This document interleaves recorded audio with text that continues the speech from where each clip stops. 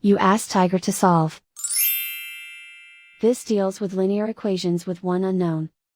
The final result is n=2. Let's solve it step by step. Simplify the expression. Expand the parentheses. Simplify the arithmetic. Combine like terms.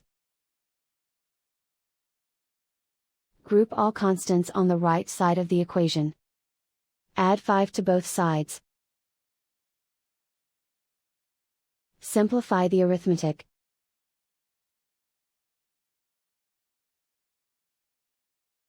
Isolate the g. Divide both sides by 6. Simplify the fraction. Find the greatest common factor of the numerator and denominator.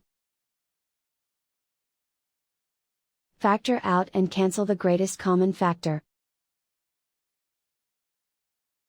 And so the final result is n=2.